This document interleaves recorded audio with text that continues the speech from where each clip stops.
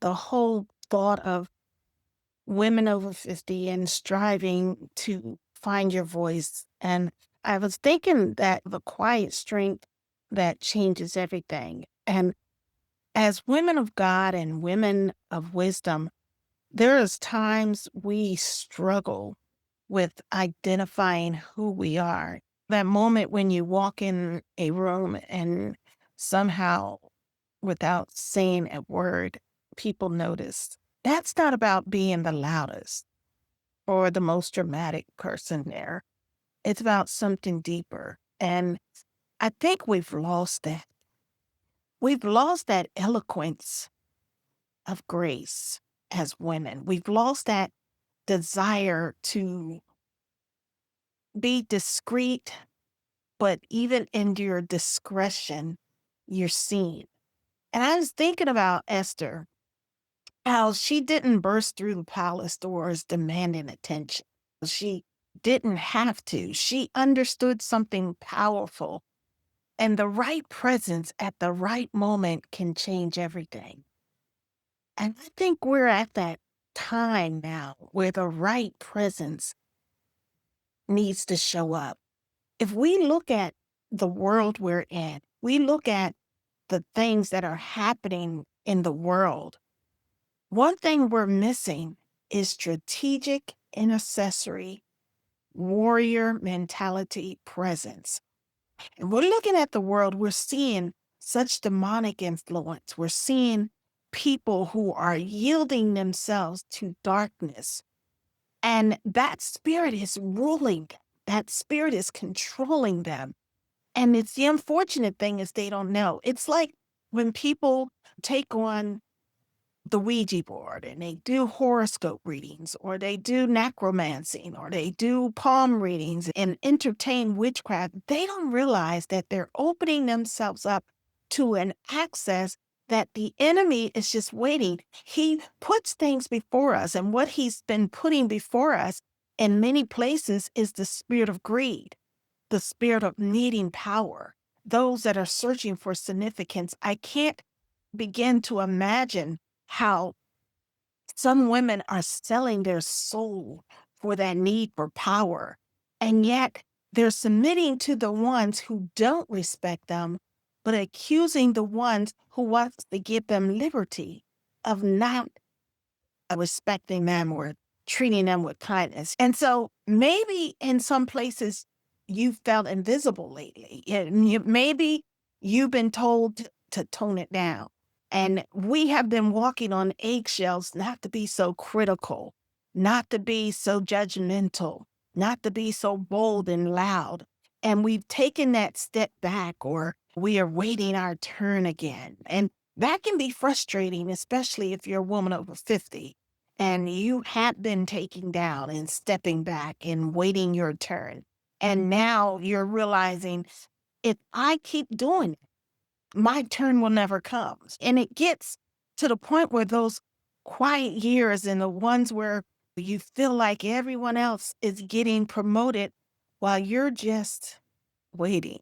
I sometimes think that we have to be able to understand that even in our waiting, those weren't wasted years. You were becoming the woman who could handle what's coming next. And I think when they talk about the little joke, there's a baby cooking in the oven. I believe in this season, God is birthing the women to come out.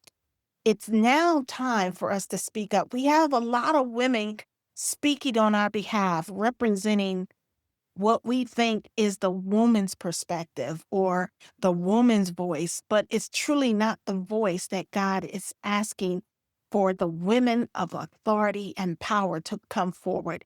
Because there's a certain presence that a woman who is called by God carries. There's a certain power.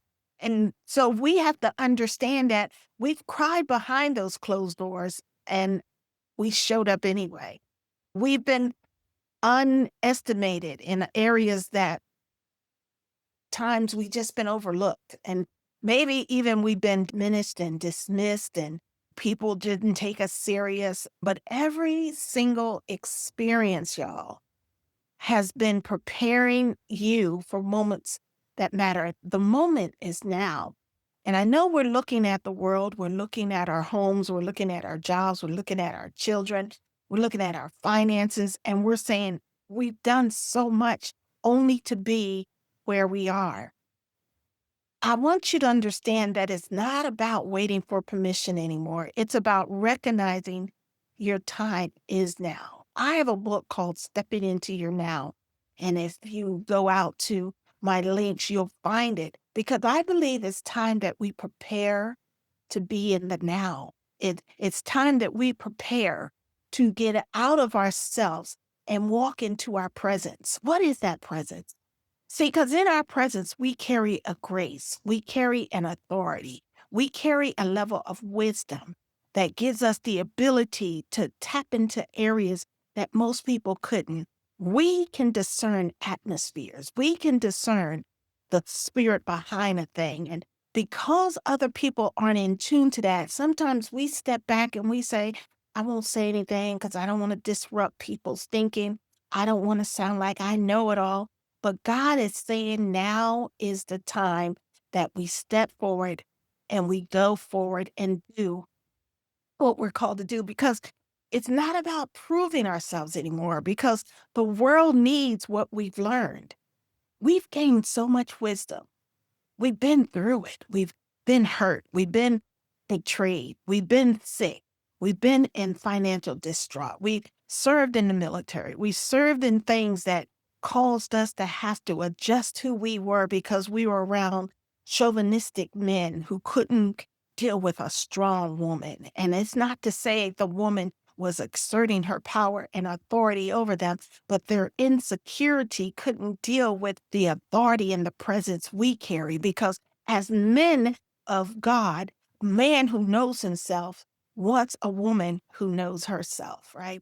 And so we have to understand there's a presence that God is trying to bring. And I want you to think about all that's in you, all of the authority in you, all of the ability to pray, to seek God's word, the ability to lead and the ability to manage, the resourcefulness in you. I want you to think, what are you doing with that presence? Because that is who you are. It's not just defined in a little niche. It's not defined in, I'm just this. And this is what I struggled with in many ways because I struggled with the idea of having so much knowledge, and this is not to brag, the gains, the knowledge I've gained, the wisdom I've gained. And then I have realized that there were seats I was supposed to fill. And we have been put in these seats to solve problems. See, you're a problem solver. And that's the reason why sometimes you can go into a thing and immediately you can see the issues that need to be fixed. Immediately you can see the things that's not adding up, that is just not really hitting the mark. There's some things about us that gives us that critical eye that causes us to say, this can be done better. It's because we've been gifted with the ability to solve problems. And when we solve problems, we are fulfilled because our presence is being used in the proper manner. I want you to think about the fact that our presence is a God presence. There's nothing in us that can't solve the problem that we are brought into. There's nothing in us because if we say that the presence of the Lord resides in us, then there's no limit to God. And when we say that all things are possible to him that believes, and then I can do all things through him that strengthens me, now we understand that whatever God brings us to, he also gives us the resolution and the solution to solve it. We have to stop shrinking, ladies. Our presence is too great. And we got to understand that wisdom isn't optional anymore. We're in a state of chaos. We're in a state of confusion. We're in a state of mayhem. One thing I'm going to come back and teach later is we're in a state of lunacy, demonic lunacy, where people have yielded their lives and minds and body and soul and spirit to a demonic force, all in the name of capitalism, all in the name of political authority, all in the name of power and authoritarianism, all in the name of being the one that people look for. But they were presented with a temptation like Jesus was.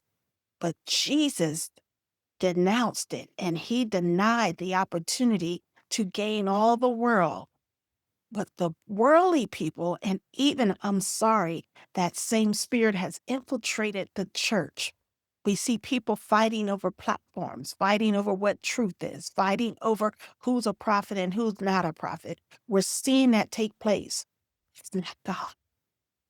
But the women and the men who have the presence of God that resonates when you walk in the room, that resonates when you write that book, that resonates when you write that one post, and it electrifies. It causes a combustion to take place in the hearts and minds of people that read it. That's what I'm talking about, presence. How are you packaging your presence? Because it's no longer a time to sit silent. It's no longer a time to keep saying, I don't want to offend. We have to recognize that even if you're called to break the yoke in the strongholds of 10 people, your presence is needed with those 10. And if you're called, like Moses, who assigned certain leaders over certain people of which they were qualified to manage and lead, whatever your leadership authority is, that's where your presence is needed. And so we have to come to the place that you can no longer diminish yourself, but you have to see yourself as essential. Your voice is not too much. Your voice is not too much. Your tone is not too much. Your authority is not too much. Your gray hair is not too much. Your wisdom is not too much. And those who were rejected, you're not supposed to force yourself onto you. I want you to think about Esther and how she packaged her presence. She was a young girl, but she understood the time of preparation. And then when she understood that the mantle, when she understood that the mantle had been dropped on her, she stepped into that authorized presence and she began to walk in her God-given authority to persuade, to communicate, to convey, to be able to extrapolate the problem to the king in a way that he was able to receive. She was able to articulate for the people. God has assigned you as a voice for the people that then supported to you and by you. Where will you begin to package your presence? So I want to just give you a call to action or a responsibility that says it's time to step forward. It is time to speak up. It is time to take up space. The room has been waiting for exactly who you have become. See, we're no longer looking to find what we are because who we are is already here. And we no longer have to begin to try to create a certain image. You've got to know your presence is enough. And I believe when we can be satisfied with who we are, we can be satisfied with the God that's in us. Because when we move ourselves out the way and recognize our greatness is not just because of who we are, but whose we belong to. So if you're ready to step into your full presence, drop a crown, drop a word in the comments that says, I'm ready. I'm ready to go to the next level. I'm ready to do the next move. I'm ready to stand up now and become the person that I have become. It's time to own who you become. And it's time to realize that your essence is about who you are now. Embrace it because it can only get better. Wine gets better over the years. And ladies, if you're 50 and older, your wine is about to be poured. And I want you to come into that place where you become satisfied with you. You become the person that walks into the room and shift the atmosphere. You become the person that when you leave, people know something has transpired. And you may say, I don't feel that in me. We got to work on it. We got to work on those sessions. If you're looking for one-on-one coaching, or if you're looking for some help and mentorship, reach out to me because I want to help you go to that next level. I've been through it and I'm coming to that place where now I finally said, my presence is enough. When I was beginning to recognize who am I called to? What am I called to? What am I supposed to do? What am I supposed to give? How am I supposed to do all this? The words that resonated with me was what I brand myself under now is package your presence. How do you package your presence? Everything that you've learned, everything that you've gone through did not go to waste. And I want to encourage you as a woman of God, as a businesswoman, as a mentor, as a spiritual midwife. I want to encourage you that it's time for you to package your presence. And it's time for you to get to the place where you recognize my presence isn't. And it's time for you to begin to understand that what you've gone through is the seasoning on the meat that people are waiting for. You've been seasoned, ladies. Don't let your age fool you. You didn't make it this far with your gray hair, working through the nuances of life for nothing. So even though you went through pain, I'm saying don't waste your pain. Make it work for something. Make your pain worth something. Don't just sit there and hold it. Put that pain in a book. Put that pain in a journal. Put that pain in a spoken word. Put that pain in some form of creativity to let somebody else know. If I can do it, so can you. The things you went through, others need to know you can make it because I made it. And that's what I want you to know about the Great Wisdom Collective. We're a collective of women and men who are saying, I'm not letting my pain go to waste. I'm not letting my age me because I'm stepping into the wisdom now.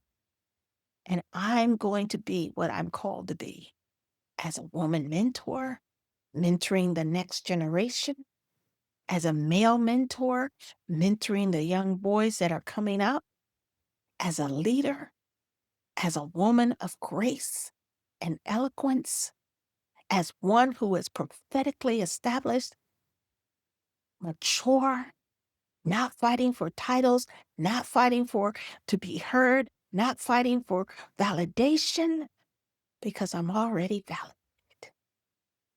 I've been seasoned by God. And now I'm going to package my presence. Leave a comment below. Reach out to me. We got a lot of things coming up. I got a book coming up called Presence. And I want you all to know God is shifting us. And the only way the world can shift is if we step into our presence and begin to own our becoming. God bless you. Look, do me a favor, share and subscribe. Trying to get to 5,000. Share and subscribe. Leave a comment and keep watching because God is ready to break you in to your awesome presence. God bless. I'll talk to you soon.